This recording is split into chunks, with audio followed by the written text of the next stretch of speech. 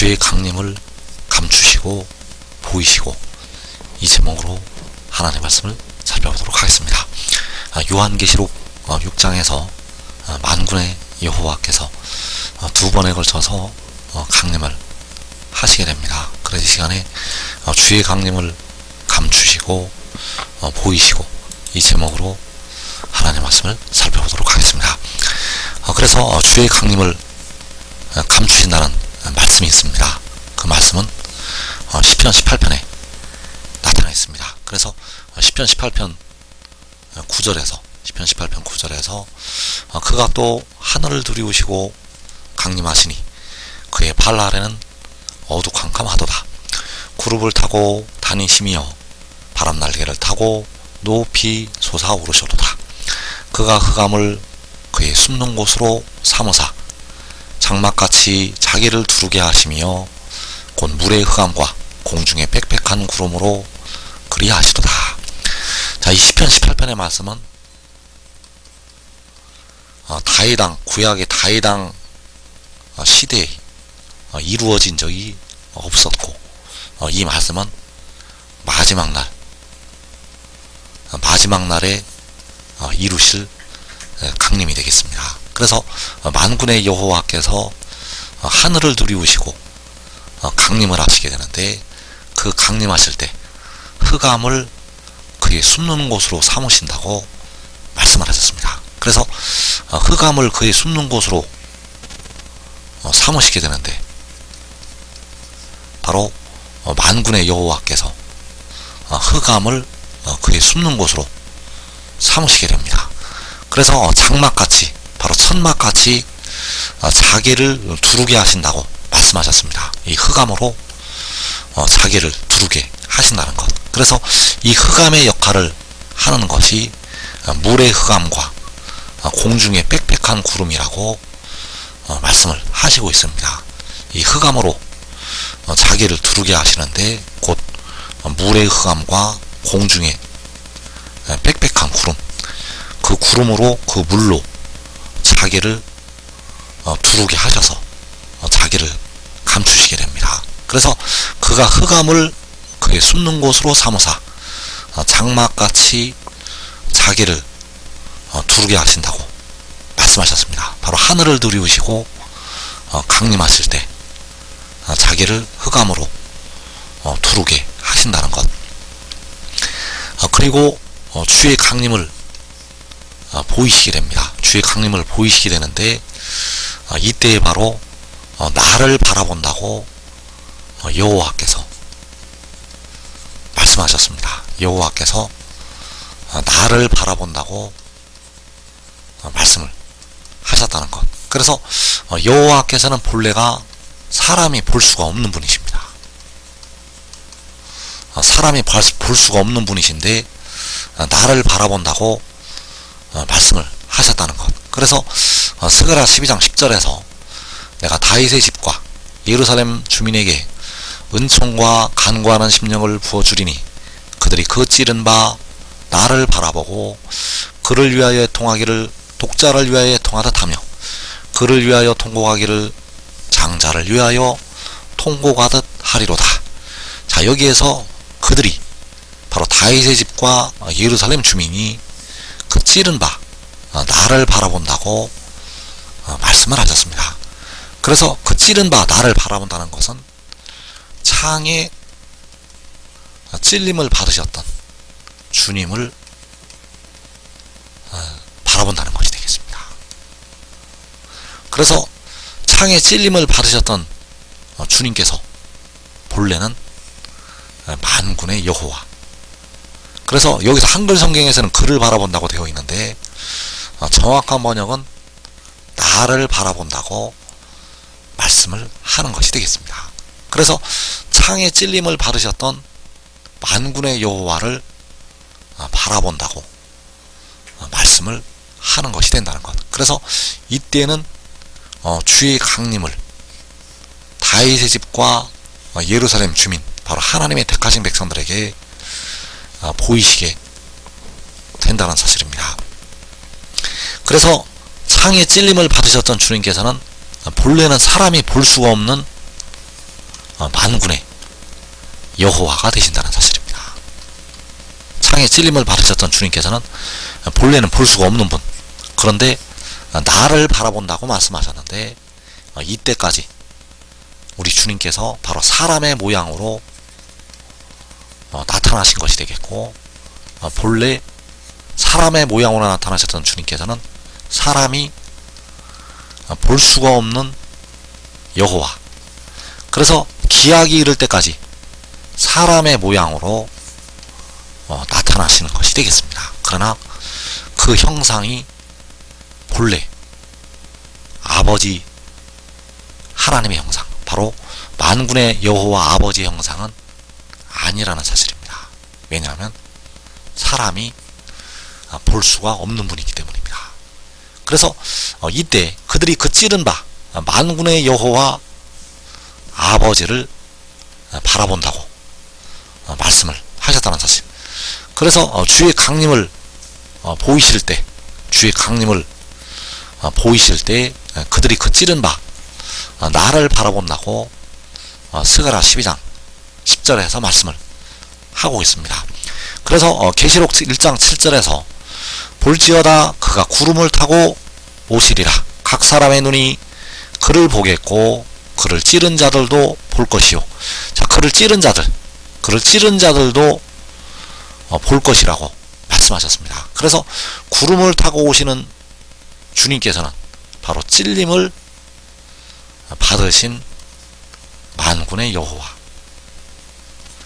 스가랴 11장 13절에서 은30의 헤아림을 받으셨던 만군의 여호와, 그래서 그들이 그 찌른 바 만군의 여호와 아버지를 바라보게 된다는 사실입니다. 그래서 주의 강림을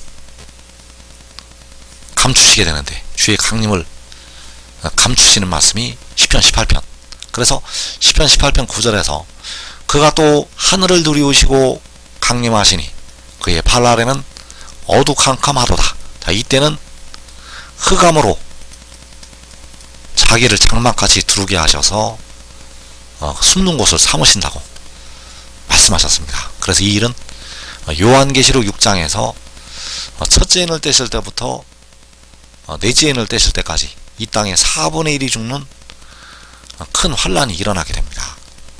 그 큰 환란 중에 하늘을 들이우시고 강림을 하시게 됩니다.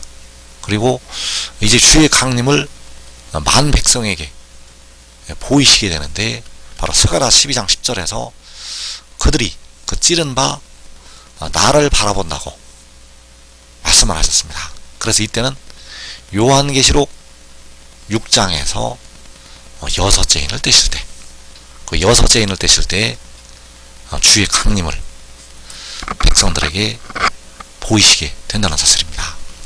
그래서 시편 18편 9절에서 그가 또 하늘을 들이우시고 강림하시니 그의 발 아래는 어두캄캄하도다.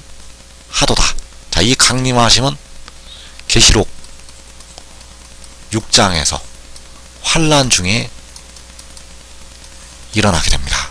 그래서 이사 31장 4절과 5절의 말씀이 그때를 향해서 말씀을 하시는 것이 되겠습니다. 나 만군의 여호와가 강림하여 시온산과 그 언덕에서 싸울 것이라. 새가 날개치며 그 새끼를 보호함 같이 나 만군의 여호와가 예루살렘을 보호할 것이라. 자, 만군의 여호와께서 강림하신다고 말씀하셨는데, 그 강림하심이 바로 흑암으로 그 숨는 곳을 삼으시고 장막같이 자기를 두르게 하신다고 할 때, 그때의 강림하심을 말씀을 하고 있습니다. 그래서 만군의 여호와께서 강림하셔서 예루살렘을 보호할 것이라고 말씀을 하셨는데, 이 예루살렘이 바로 해돋는데 작은 성읍을 가리키고 있고, 시편 46편에서 그 하나님의 성을 말씀을 하고 있습니다. 그래서 이때의 강림하심은 감추시는 흑암으로 자기를 두르게 하시는 강림하심.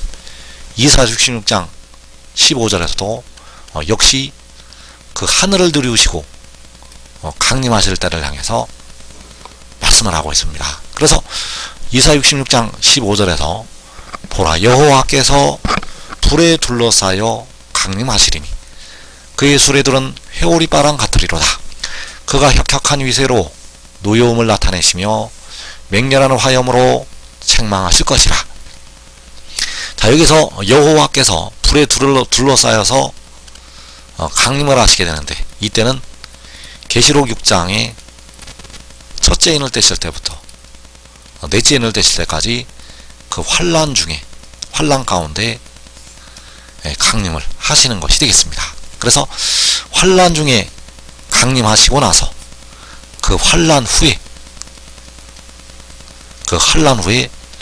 하나님께서 그 이방 나라들을 책망하시고 4분의 1을 죽인 이방인들을 심판을 하시게 됩니다. 그래서 그 강림하심은 계시록 6장에서 첫째 인을 떼실 때부터 넷째 인을 떼실 때까지 그 환란 중에 만군의 여호와께서 불에 둘러싸여서 강림하시게 됩니다. 그래서 그 불에 둘러싸여서 강림하시는 것이 만군의 여호와께서 강림하셔서 예루살렘을 보호할 것이라고 말씀하신 그 강림하심이 되겠고, 그 불에 둘러싸여서 강림하시는 것이 시편 18편에서 하늘을 들이우시고 강림을 하시는 것이 되겠습니다. 그래서 이 강림하심이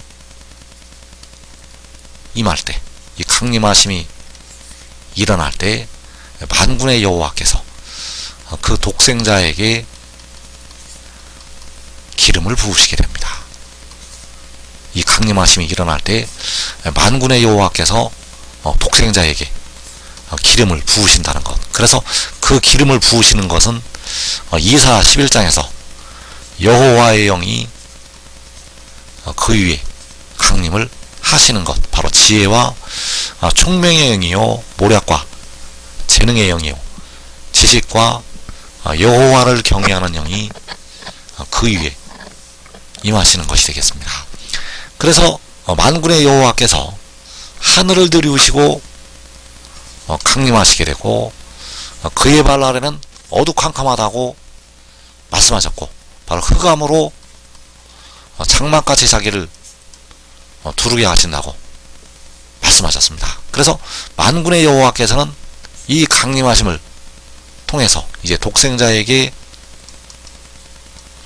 응답을 하시게 되고,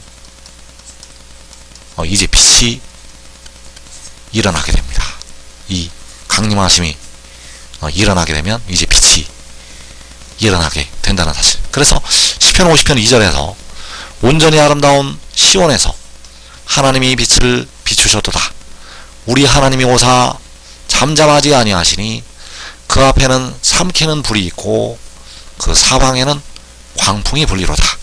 자, 온전히 아름다운 시온에서 하나님이 빛을 비추셨다고 말씀을 하셨습니다. 그래서 만군의 여호와께서는 가까이 가지 못할 빛에 거하시게 되는데, 바로 독생자를 통해서 그 빛을 백성들에게 비추시게 됩니다. 그래서 먼저 그 독생자를 따랐던 의의 나무들에게, 또 그들의 온 집에게 그 빛을 비추시게 됩니다. 그래서 우리 하나님이 오셔서 잠잠하지 아니하시니 그 앞에는 삼키는 불이 있고 그 사방에는 광풍이 불리로다. 그래서 이 말씀이 시편 46편에 하나님의 성에서, 하나님이 그 성 중에 계신다고 말씀하신 그 하나님의 성에서 이루어지게 되고, 이 온전히 아름다운 하나님의 성에서 하나님께서 빛을 비추시게 된다는 사실입니다. 그래서 지금 믿고, 지금 하늘을 믿고 순종하는 자들은 이 땅에 큰 환난을 면하고 살아서 그 빛을 보고 변화가 됩니다. 이 땅에 시험의 때를 면하고 그 빛을 보고 먼저 변화가 된다는 것, 이 복된 자리에 꼭 들어가기를 축원합니다.